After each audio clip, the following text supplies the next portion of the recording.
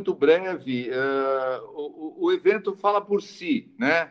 Uma quantidade como essa, praticamente 30 pessoas reunidas dos diferentes cantos do país, e mais o representante da nossa nave-mãe, que é o Portugal e a cidade do Porto, na figura do Felipe. Nós todos devemos estar extremamente satisfeitos de poder construir uma rede pelo menos de interlocução como essa. Só queria lembrar o pessoal que hoje está dando os seus olhares iniciais de que isto não é por acaso, né? Tudo isto é construído no transcorrer de muito tempo, muitas décadas, muitas cabeças, muitos braços, muitas pernas, para que a gente possa construir algo com este grau de profundidade e com este grau de abrangência.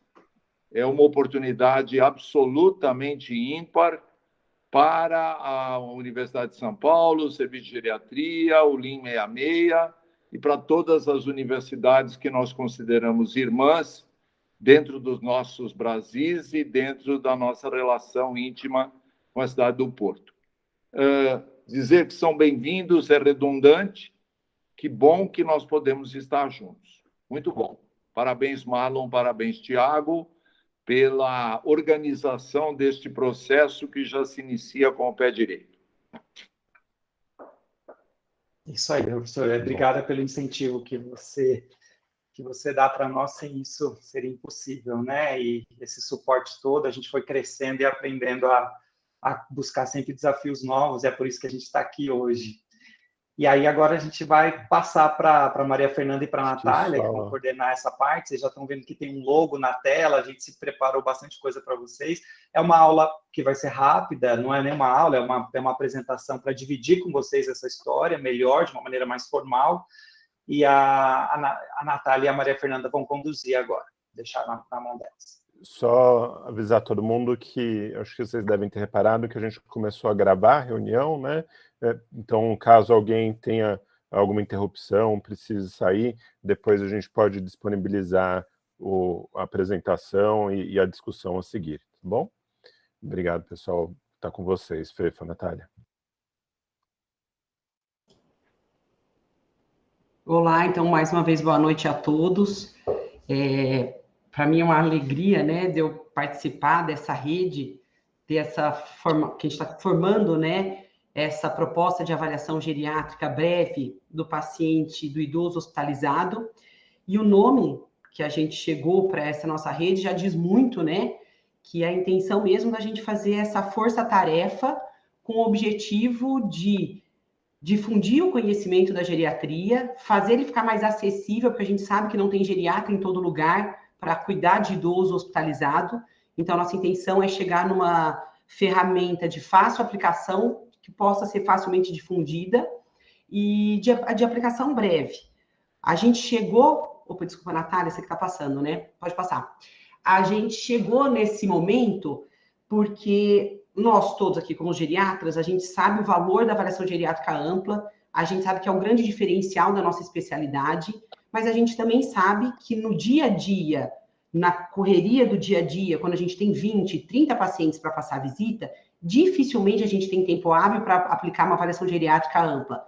A gente, como especialista, a gente consegue treinar nosso olhar e a gente consegue fazer uma avaliação breve, mas as pessoas que cuidam dos idosos internados pelo Brasil todo não têm necessariamente essa expertise. Então, nossa intenção é deixar uma avaliação de uma forma breve, rápida e assertiva, que consiga ser um bom instrumento de avaliação prognóstica e que ajude a gente a proteger o idoso de iatrogenia e acertar prognóstico para tentar acertar planos terapêuticos para o paciente hospitalizado. E aí veio a ideia que o Marlon já lá, pode passar, Natália, o Marlon já lá, em 2016, ele idealizou e desenvolveu a TAGA, que eu acho que a maioria de vocês já conhecem. A TAGA é a avaliação geriátrica ampla compacta, então é uma proposta de uma avaliação geriátrica para ser aplicada em 10 minutos. Então, o Marlon, quando desenvolveu a TAGA, ele fez em 2 rodadas de avaliação com opinião de especialistas, né, pelo Brasil todo, Na primeira rodada, chegou-se quais seriam os principais domínios a serem avaliados. Então, ele chegou aos 10 principais domínios que não poderiam deixar de... que uma avaliação breve não poderia deixar de conter. Então, ele chegou nos 10 domínios da TAGA. E numa segunda rodada, ele chegou em qual instrumento seria o melhor instrumento para uma avaliação breve e assertiva. E aí ele chegou no modelo da TAGA, pode passar, Natália. Chegou no modelo da TAGA, então, que é essa avaliação de 10 domínios em 10 minutos. E a TAGA, ela avalia rede de suporte social, uso recente de sistema de saúde, quedas, medicações, funcionalidade pela BVD, cognição pelo 10CS, autopercepção de saúde, depressão pelo GDS reduzido, estado nutricional com perda de peso e IMC, e a velocidade de marcha. E o Marlon desenvolveu essa escala no ambiente de hospital-dia, e a TAGA se mostrou um bom método para avaliação prognóstica, para predizer perda de funcionalidade, hospitalização, mortalidade. É um bom método para idoso frágil. Então, ele chegou no modelo de avaliação geriátrica ampla, compacta, que consegue ser aplicada em 10 minutos e que faça aplicação usando escalas mais simples para avaliação. Então, daí a gente pensou, como a gente consegue adaptar esse modelo para a realidade do paciente internado? Porque pensando na realidade do paciente internado, pensando nos itens prognósticos, nos fatores prognósticos do idoso internado, a gente sabe que, por exemplo, o delírio é um fator prognóstico importante, né? Delírio tem alta prevalência e tem relação com muitas complicações durante a internação e é um fator de longa permanência, de reinternação, de óbito na internação.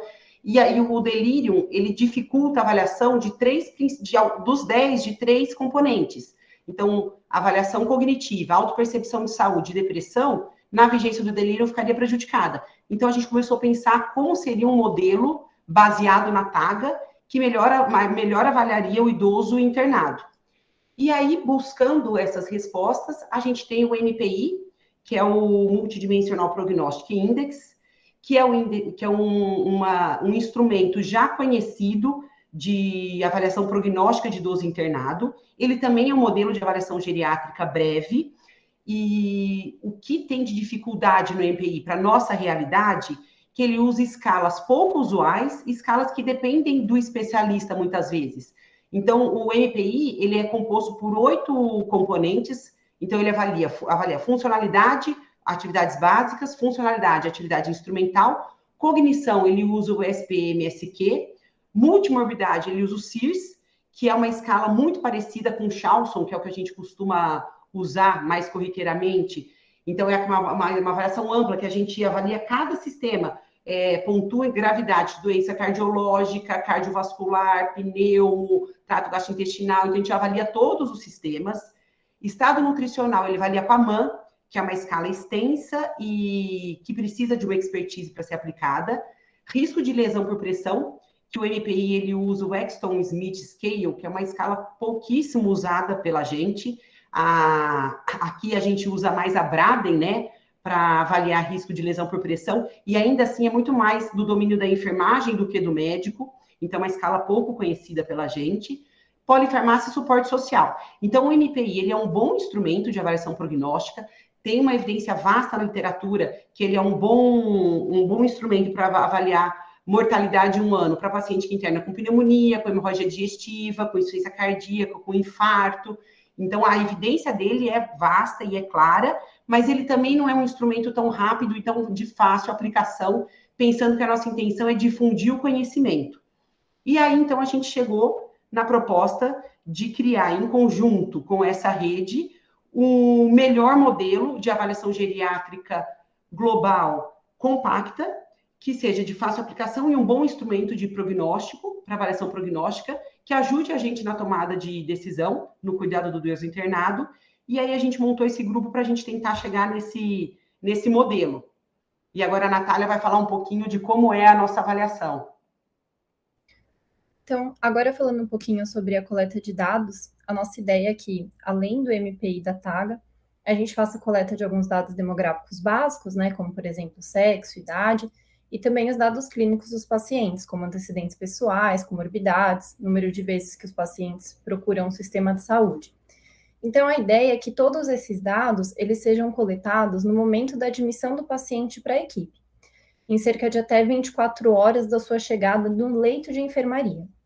E pela nossa estimativa, essa coleta, contabilizando o MPI, a TAGA e esses outros dados demográficos e clínicos, essa avaliação ela dura em torno de 45 a 60 minutos por paciente. Já em relação aos dados de alta, que seriam os dados de segmento dos pacientes, depois que eles recebem alta hospitalar, eles vão ser acompanhados, né, inclusive para a gente ver a questão de desfecho, esses dados de altas vão ser coletados através de contato telefônico por uma central, né, que vai ficar aqui em São Paulo. E vai ser essa central responsável pelo segmento, por todos esses dados de pós-alta. A nossa ideia é que essa coleta ela aconteça no ano letivo do ano que vem, de 2022, tendo uma duração de 9 meses. E a gente estima alcançar um N de 1.200 pacientes. E a plataforma que nós vamos utilizar para realizar essa coleta de dados é o REDCap. O REDCap ele é um software de coleta, ele serve também para gerenciamento e disseminação dos dados em pesquisas. Então, ele é super fácil de ser utilizado através de um link, é só clicar e você acessa o sistema e consegue colocar todos os dados dentro desse sistema. Ele tem uma interface bem amigável, ele pode ser acessado por vários dispositivos, né? Então, celular, computador, tablet. A ideia é que, no momento da admissão, a gente já consiga ir preenchendo os dados direto no sistema, e isso facilita bastante essa coleta de dados. E, além disso, uma vantagem do REDCap é que ele consegue pegar todas as informações redundantes, então informações que, por exemplo, estejam em duplicata, tanto no MPI quanto na TAGA, não vai precisar ser feita 2 coletas. Ele consegue juntar só essa informação, né? A gente consegue fazer aparecer apenas uma vez no REDCap. Então, é feito uma só coleta. E também ele permite, e isso aí é a grande vantagem do REDCap, que é a formação de um banco de dados, que é um banco de dados organizados e que ele pode ser compartilhado. Então, hoje, né, como o Marlon falou, hoje a gente está falando de um projeto de pesquisa com a TAGA, mas a gente entende que, na verdade, esse banco de dados ele vai ficar disponível e ele pode ser utilizado para muitas outras ideias em pesquisa. E, por fim, finalizando, a gente gostaria de agradecer a todos vocês, né? No total foram convidados para participar do estudo mais de 20 centros, que estão representados aqui pelos seus logos, e com isso a gente conseguiu uma representatividade de todas as regiões do Brasil, e na verdade não só do Brasil, mas também, né, até de Portugal. Então é um grande prazer e é muito importante a participação de todos vocês, e eu também gostaria de agradecer aí a oportunidade de participar, gostaria de agradecer ao Marlon, ao Thiago e à Fefe especialmente. Só para contextualizar, eu fui procurar o Marlon para fazer um mestrado, e ele, né, fez esse link para eu participar desse projeto, então eu estou muito feliz, é muito mais do que eu poderia imaginar aí do meu projeto de mestrado. É isso, que bom, Natália, ouvir você animada, Maria Fernanda também, e é interessante porque essa energia e essa vontade não são só nossa, né? Isso tudo, como a gente falou, veio da Unicamp, essa energia com a Maria Fernanda querendo estudar mais, e a gente começou pensando numa validação da TAGA para o ambiente hospitalar. A gente já teve o Marcos Saraiva, que, aliás, faz parte desse projeto, ele está também representado aqui, ele só não podia estar na reunião hoje, ele está representando aqui a USP, também a Santa Casa, onde ele também trabalha, né, aqui em São Paulo. Ele fez a validação da TAGA já no ambiente ambulatorial, com resultados muito parecidos com o que a gente conseguiu, com o que a gente encontrou com os estudos iniciais da validação no Hospital Dia. Ele também teve orientação do professor Wilson, e a gente sabe que a TAGA vem sendo testada. Por exemplo, o Sileno eles têm usado na prática a TAGA lá no ambiente de Manaus, numa rede básica. A gente sabe que o pessoal do ABC tem usado na rede básica também, mas a gente quer ampliar, a gente não está aqui para falar da TAGA só, a gente pensou que a história começou com a TAGA e com esse projeto de atender melhor o idoso na enfermaria, mas aí a gente ampliou para atender melhor o idoso na enfermaria com essa rede, começando por algum ponto. A TAGA foi o ponto inicial, mas como vocês perceberam, a gente vai quando a gente colhe informações de uma avaliação geriátrica ampla, a gente acaba tendo muitas informações ricas do paciente internado, e isso, com certeza, gera perguntas para outros projetos de pós-graduação, para outras possibilidades que podem ser feitas nesses hospitais que não são nem só aqui em São Paulo, mas estão no país todo, usando dados da população como um todo, que a gente estima aí ao redor de 1.200 pessoas, né? A gente tem um instrumento que é muito validado no mundo, na enfermaria, que é o ambiente, que é o instrumento do MPI, conforme elas falaram na aula, e aí a gente aplicando o MPI, que é o Multidimensional Prognostic Index, e mais os dados da TAGA, fora informações simples do paciente ali no momento da internação, isso gera um banco de dados muito rico para várias outras possibilidades de pergunta de pesquisa, ou de outros projetos de pesquisa, desde iniciação científica até um doutorado, ou mesmo de um artigo científico que pode ser feito a partir desse banco de dados. E aí a ideia é que cada grupo colha um tanto de informações que você seria capaz de fazer uma pesquisa limitada a um centro e com um N menor, mas a partir do momento que a gente está num grupo, isso se torna uma pesquisa maior, multicêntrica, com N também maior, que não só a Maria Fernanda vai poder usar no doutorado dela, a Natália no mestrado dela, mas outras pessoas possam usar nos seus doutorados também. Não é isso, Tiago? Ou nos seus projetos de pesquisa outros, não só uma pós-graduação, né? Acho que é isso mesmo. Tem o próximo slide aí, Natália? Então, hoje, né, nossa ideia era realmente trazer uma visão mais ampla para vocês de qual é a proposta, né, e dentro disso, né, acho que, e com a ideia de realmente estimular a colaboração, acho que também é legal a gente já trazer regras claras de que demonstrem que a gente quer que todos possam crescer e criar oportunidades acadêmicas também a partir dessa colaboração. Então, a gente trouxe também uma proposta desde já de regras de autoria, por exemplo. Nesse momento, o projeto maior, né, o Change, tem 2 projetos específicos já propostos, né, que são da avaliação da TAGA hospitalar, da adaptação da TAGA para o ambiente hospitalar e da validação do MPI em português, que são os projetos de pós-graduação da FEFA e da Natália, né? Para esses 2 projetos em específico, a gente propõe, né, que primeiro, segundo e último autor sejam de determinação do centro coordenador, que vai ser o Hospital das Clínicas, mas a ideia é que outros projetos possam ser propostos, então, para a realização com essa corte, e aí vale o mesmo critério, né? Em novos projetos, a prioridade de primeiro, segundo e último autores, ficando para o centro proponente, né?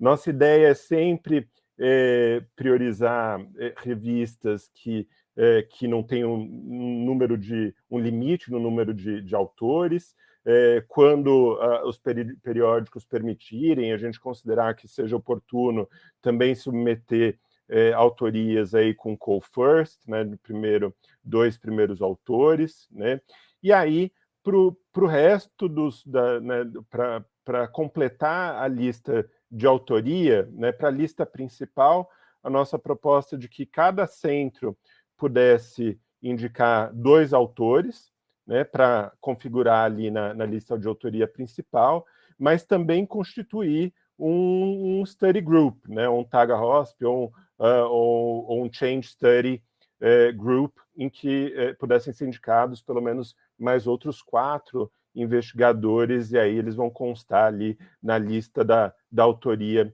em grupo, né?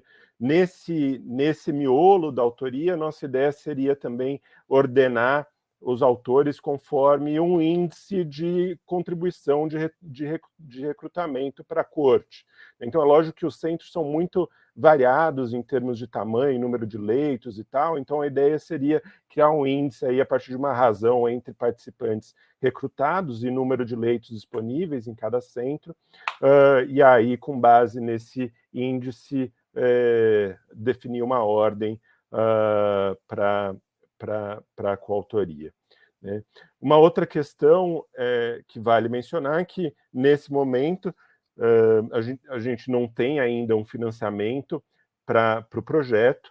A nossa programação é de submeter um pedido de financiamento FAPESP para o projeto, mas a gente, obviamente, nunca tem a certeza, né, da aprovação do pedido de financiamento, então a gente fica bastante aberto e gostaria de estimular, na verdade, sugestões, ideias para submissões de pedido de financiamento de outras fontes ou outras vias. Né? Como a Natália comentou, a nossa ideia seria o segmento pós-alta telefônico ser centralizado aqui em São Paulo, até para facilitar o trabalho de todos vocês, porque a gente sabe, né, que esse tipo de atividade não é fácil, mas acho que tanto para esse centro de segmento pós-alta, como para aquisição de equipamento, eventualmente de computadores, de tablets, para os diversos centros, eventualmente conseguir bolsas, né, de iniciação científica, pós-graduação, etc., que com certeza dariam um suporte adicional, principalmente para o período de recrutamento, né, seria muito interessante. Tá? Uma contrapartida que eu já gostaria de deixar clara é que, com a participação no estudo e a criação da conta de cada um de vocês no REDCap, eu não sei se todos os centros de vocês já têm um REDCap, mas a nossa ideia é manter a conta de vocês apta para criar novos projetos que não têm relação com esse projeto original. Então, vocês vão poder usar o REDCap para fazer outros projetos de vocês, independentes, que não necessariamente têm relação com o Change, que a gente entende que é uma ferramenta muito interessante que a gente pode dar apoio no futuro. Né? Eu só queria reforçar, Tiago, e isso é muito interessante a gente falar, mas junto com o professor Wilson, o Tiago, eu, o próprio Marcos Saraiva, a gente vem desde 2014 se especializando muito aqui no serviço de geriatria nesse processo de acompanhamento do paciente por telefone. Era uma coisa que em 2014, 2015, a gente acreditava que seria muito difícil, porque a gente já tem uma população de baixa escolaridade, idosos frágeis, e a gente percebeu o contrário, a gente foi criando uma expertise nessa conduta de segmento telefônico, que agora a gente queria trazer esse know-how que a gente conseguiu desenvolver nos últimos aí, já vai para 8 anos, né, quase 7 para 8 anos, para esse projeto Change. Então, o fato da gente poder deixar para os centros a coleta intra-hospitalar, né, que vocês estão ali em loco, mas poder partilhar com vocês uma parte dessa coleta de dados, trazendo a coleta pós-alta, de 6 meses após a alta do paciente, para aqueles que sobreviverem à internação por telefone, a gente usa esse método que a gente já tem utilizado aqui em outros projetos, mesmo em situações de pandemia e tudo mais, e se mostrou positivo. Ao mesmo tempo, homogeneiza essa coleta, faz ela ser uma coleta homogênea, com pessoas treinadas. Isso é uma parte que também depende de um certo investimento. A gente vai tentar fazer isso via São Paulo, e isso gera também uma viabilidade para o estudo, né? Então, isso é uma coisa que a gente queria deixar claro também, que a gente parte desse treinamento que a gente vem fazendo aí nos últimos anos. Acho que é isso, pessoal. A gente não achou pertinente entrar em grandes detalhes nesse momento, mas então acho que vocês já têm informação para a gente abrir para discussão. A gente já tem alguns próximos passos para jogar aí para o final da reunião, mas e eu queria pedir para vocês que, enquanto a gente faz a discussão, que vocês se vocês puderem jogar no chat o e-mail de preferência de uso de vocês, para a gente já colocar aqui no nosso material, que é algo que a gente vai precisar, e aí a gente pode começar a conversar, e eu acho que o professor Paulo já levantou a mão, então a gente pode começar com ele, inclusive, né, Marlon? É isso aí. Vamos lá, professor. A gente deixou esses minutos para isso mesmo. Vamos lá. Obrigado. É uma pergunta mais para operacionalizar a atividade. Vocês são o centro responsável pela pesquisa, o Serviço de Geriatria da USP. E nós temos mais, por enquanto, 23 outros centros. A entrada vai ser por comissão, o comitê de ética vai ser por vocês, para facilitar o raciocínio. O comitê de ética aí do HC de São Paulo aprova, e posteriormente nós vamos ter todos que entrar como centro colaboradores, né? Exatamente. Então, e isso já está sendo pensado, já está feito o andamento, Tiago, ainda não? Como é que está? A gente está no processo de submissão aqui. A ideia era, até o final da semana, a gente enviar o projeto submetido para vocês, além de, obviamente, para checagem, né, da ferramenta em si, para poderem também avaliar o projeto e realmente a viabilidade dele ser realizados nos outros centros. Mas a ideia é realmente que a gente tenha o Centro de São Paulo, o Centro HC, como centro coordenador, e os demais centros como colaboradores. Então, acho que para facilitar, acho que valeria a pena você pegar porque quando eu introduzo um projeto de pesquisa como eu sendo centro colaborador, já vale a pena, quando entrar no comitê de ética, já entrar os centros, eu como centro principal, já listar os centros colaboradores. E listar os centros colaboradores depende de ter em cada centro um coordenador, e esse coordenador já te disponibilizar o CPF. Perfeito. Perfeito. Acho que valeria a pena, para senão você fica correndo atrás. Depois, toda vez você tem que fazer, você como centro responsável tem que estar sempre fazendo uma ementa. Muito professor, bom. Esse foi um dos motivos que fez a gente segurar um pouco a submissão do projeto, porque isso tudo veio sendo construído nas últimas semanas, esses diálogos com vocês, e vocês sabem disso, que isso ocorreu tudo nas últimas semanas para cá. Então, essa reunião era muito importante para a gente entender um pouco mais os centros, vocês ouvirem, pensarem bem o que vocês acham para cada local, e aí a gente definindo isso um pouco melhor, já manda pelo menos esses centros que já desde já entenderam e estão empenhados em enfim, fazer esse projeto conosco. Então, essa reunião era para isso também. Obrigado. Outras colocações, pessoal? Dúvidas, colocações de vocês?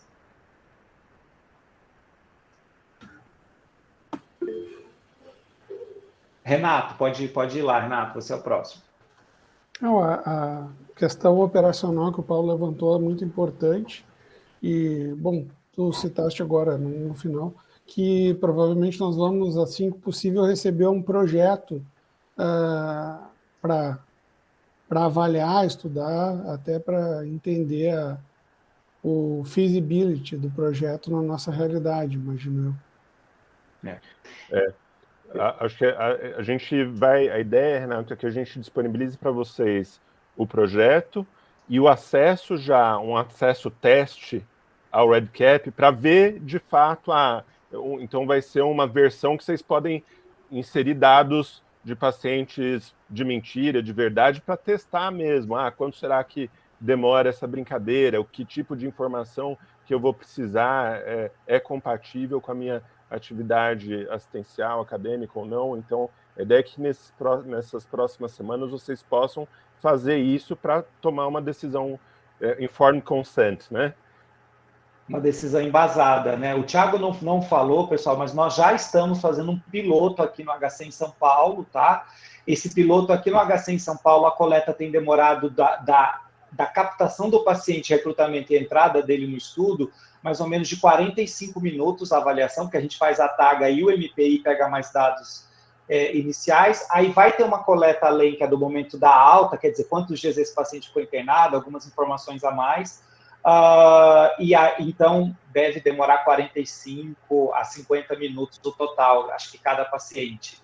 A gente não quis trazer tão detalhado agora, nessa primeira reunião, dados desse piloto aqui do HC, tudo, que a gente achou que essa primeira reunião era melhor esse brainstorm, esse acolhimento, isso que a gente fez hoje. Mas, com certeza, vocês recebendo o REDCap, podendo treinar, e a gente vai estar à disposição para conversar com vocês, podem surgir dúvidas pontuais em que a gente vai conversando, né? Acho que o professor Wilson levantou a mão e tá com ele a vez. Na verdade, Marlon, é um momento em que a gente está oferecendo aquilo que seria o ponto de intersecção entre todos nós, mas também a oportunidade de que cada um acrescente a este projeto um olhar que é um olhar complementar a tudo aquilo que foi feito, né? Então, agora, a partir deste momento, a hora em que nós tenhamos a forma pela qual a gente vai customizar este projeto para as nossas múltiplas realidades e, obviamente, encontrar o denominador comum para uma pleiade de pessoas e de serviços tão diferentes uns dos outros com um objetivo comum. Então, acho que fica clara a ideia de que ele é um projeto em construção, ele já vem com o cerne, com o núcleo muito bem fundamentado, mas ele é passível de inúmeras customizações que serão agregadores à qualidade desse projeto. Isso é tão verdade que isso vai de acordo também com o que a gente quis criar dessa rede, e a gente não acredita numa rede que a gente chegasse aqui e falasse só regras fixas, e, é claro, era muito importante a gente trazer para vocês que a gente tem uma ideia clara do que a gente quer, mas essa ideia, ela capta informações e opiniões de vocês e coisas que vocês achem importante, por isso que é uma rede de apoio, né? Então, isso é muito válido. Vocês vão ver que a gente procurou também, ao máximo, fazer com que os dados que estão sendo ali registrados, né, de fato gerem, também contribuam para a atividade assistencial e de ensino, né, de onde todo mundo trabalha, né? Então, acho que é lógico que a gente precisa de uma disciplina maior, um rigor maior na forma com que esse dado está sendo registrado, mas ao final vocês vão ver que a gente gera ali resumos das informações de internação, podem ser gerados encaminhamentos para sugestões de condutas, para ambientes que têm residentes e tal. Então, essas coisas acho que também são pertinentes de serem ajustadas, de receberem sugestões adicionais para que também seja um processo bem aceito, né, para os lugares todos que forem participar do projeto. A gente, uma coisa, e a gente, nessas conversas que a gente teve com todos os centros, eu tive a oportunidade de falar com vários de vocês, a gente ouviu várias situações totalmente diferentes, como o professor Wilson falou. Então, a gente sabe que tem, por exemplo, a Flávia tem uma atuação grande com alunos da graduação, e talvez o trabalho dela envolva isso. Outras pessoas têm grupos de geriatria de residência muito bem formada, a gente tem grupos que já têm a geriatria mais forte no hospital. A gente ouviu de alguns de vocês que esse projeto poderia ser uma maneira de mostrar a importância que a geriatria tem no hospital. Então, é claro que vão haver várias adaptações locais, isso é possível, e a ideia é de fazer algo factível nas diferentes situações, né? Inclusive,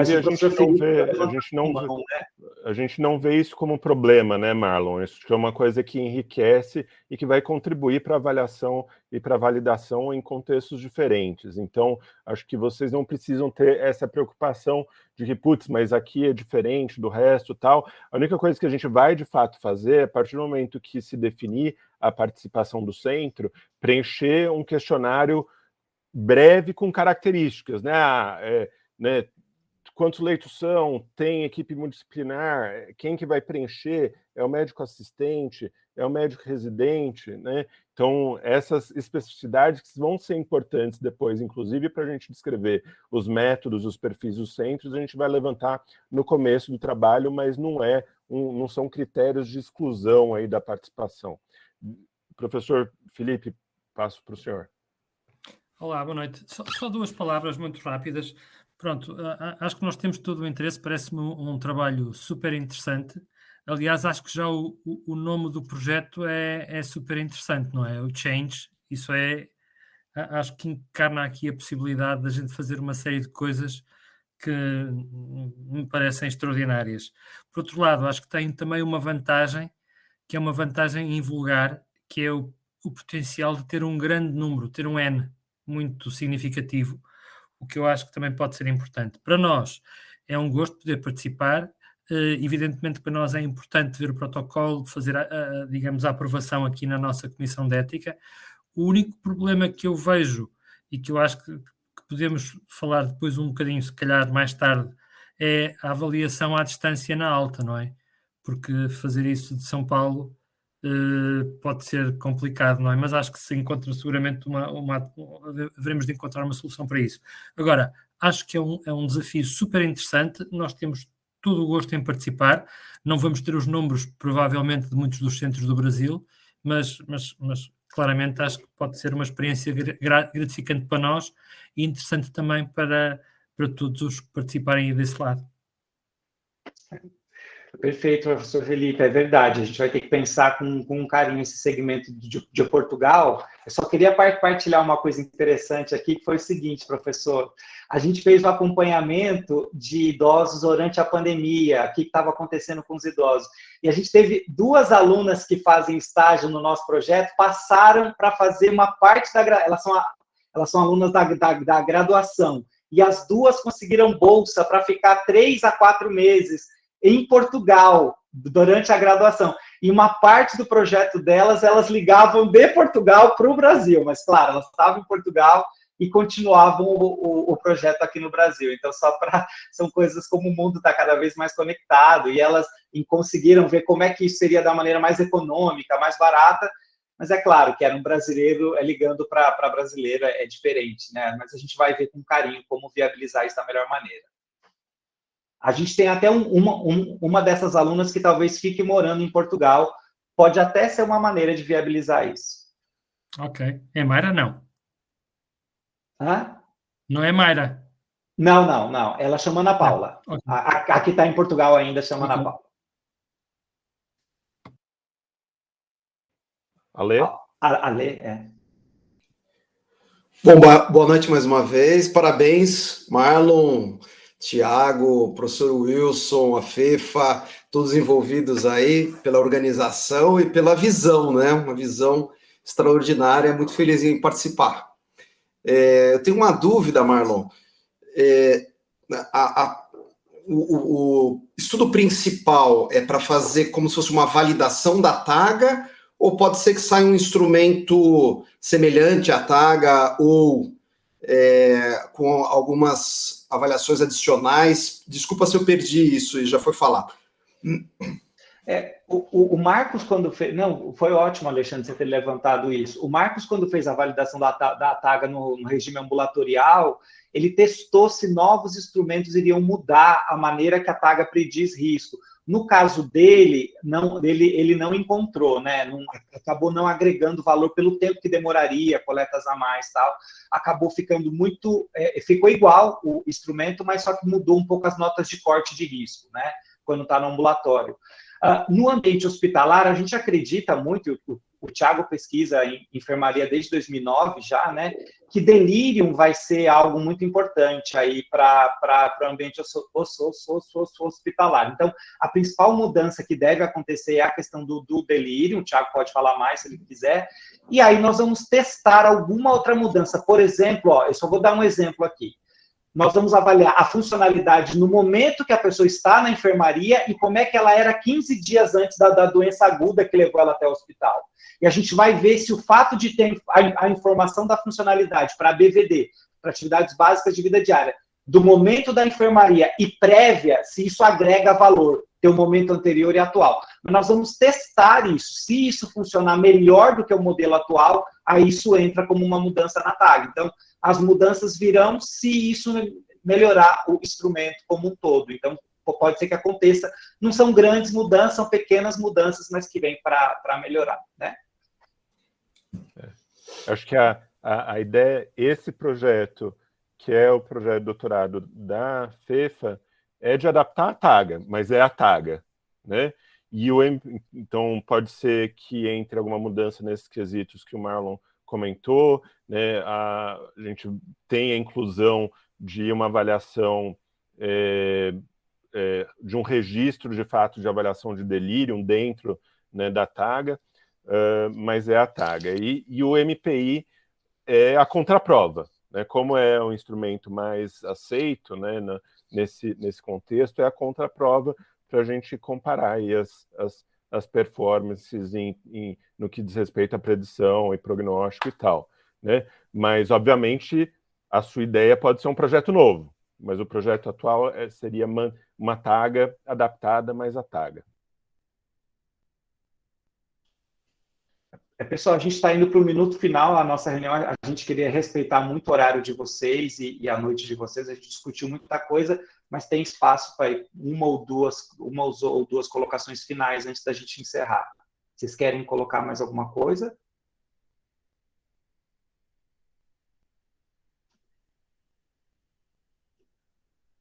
Tá todo mundo satisfeito, então?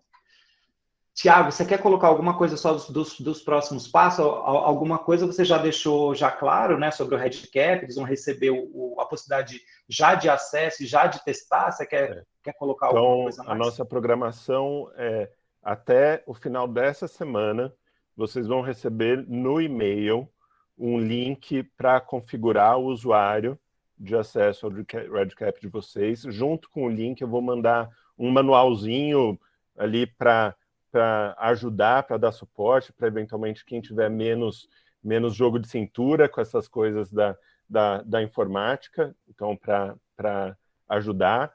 E até a semana que vem a gente vai enviar uma versão do projeto para avaliação de vocês. A nossa ideia é que vocês tenham um tempo aí de avaliação de um mês, tanto do Redcap quanto do projeto, e que a gente marque uma nova reunião para a segunda quinzena de janeiro para discutir e fechar, alinhar aí a percepção de vocês.